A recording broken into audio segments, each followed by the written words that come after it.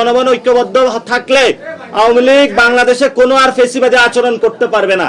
শেখ হাসিনার রায় হচ্ছে এটা বাংলাদেশের বিচার বিভাগের ইতিহাসে একটি মাইল ফলক হয়ে থাকবে। ভারত সরকারকে আহ্বান জানাবো যে আপনাদের এখানে বাংলাদেশে যে খুন করেছে, গুম করেছে খুনি হাসিনাকে আপনারা দ্রুত ফেরত দিন বাংলাদেশে। আমাদের প্রত্যেকটা সংগঠনের প্রোগ্রাম থাকবে মাঠে, এবং আমরা চাই এই যে নিরাপত্তা যদি বিঘ্নিত হয়, বাংলাদেশে আইন শৃঙ্খলা বাহিনী রয়েছে, আইন শৃঙ্খলা বাহিনীর কাজ হলো জননিরাপত্তা বিধান করা।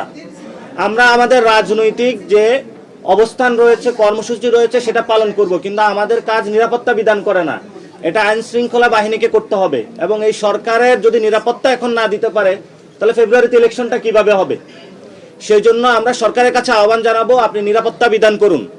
কিন্তু আপনারা দেখেছেন পুলিশের পোশাক পরিবর্তন হয়েছে, অর্থাৎ কিছু ট্রাস্টের জায়গায় আইন শৃঙ্খলা বাহিনীকে গড়ে তোলা হচ্ছে।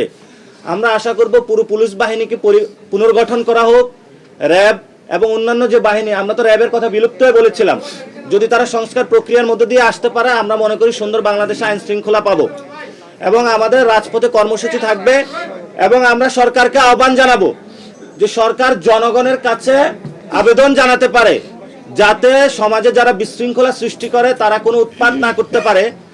কখনো তারা ডাকাত হয়ে আসে, কখনো তারা ককটেল সন্ত্রাস হয়ে হিসাবে আসে, কখনো তারা বাসে হলে আগুন সন্ত্রাস হয়ে হিসাবে আসে।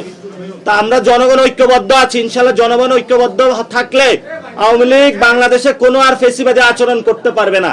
এবং শেখ হাসিনার রায় হচ্ছে এটা বাংলাদেশের বিচার বিভাগের ইতিহাসে একটি মাইল ফলক হয়ে থাকবে। এবং বাংলাদেশে যে বিচার বিভাগ এখনো বিরাজমান আছে সেই প্রক্রিয়ার মধ্য দিয়ে আমরা যাচ্ছি। কিন্তু আমরা সাথে সাথে ভারত সরকারকে আহ্বান জানাবো যে আপনাদের এখানে বাংলাদেশে যে খুন করেছে, গুম করেছে খুনি হাসিনাকে আপনারা দ্রুত ফেরত দিন বাংলাদেশে। আপনাদের সাথে আমরা ন্যায্য সমতার ভিত্তিতে সম্পর্ক চাই, কিন্তু বাংলাদেশের কোনো খুনি আসামি, দাগী আসামিকে যদি আপনারা আশ্রয় দিয়ে রাখেন, এই আসামিকে ফেরত দেওয়া পর্যন্ত ন্যায্যতার সমতার ভিত্তি হতে পারে না। এজন্য আমরা ভারত সরকারকে আহ্বান জানাবো দ্রুত গতিতে শেখ হাসিনাকে ফেরত দেওয়া হোক। এবং আপনারা জানেন ইতিমধ্যে আমাদের যিনি খলিলুর রহমান স্যার, যিনি হলেন আমাদের সামরিক উপদেষ্টা রয়েছেন, উনি হলো আমাদের ইন্ডিয়াতে সফর করেছেন।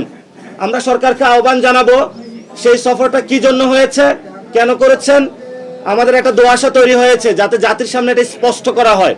এটা আমাদের জনগণ হিসাবে ওনাদের প্রেস ব্রিফিং করে জানানো, মানুষকে ব্যাখ্যা দেওয়া নৈতিক দায়িত্ব।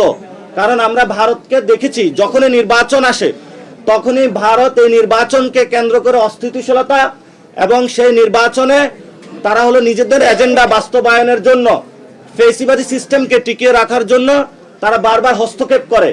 এই সফর কি কোনো হস্তক্ষেপ, নাকি বাংলাদেশকে নতুন একটি জায়গা নিয়ে যাওয়ার জন্য? সরকারকে স্পষ্ট করতে হবে।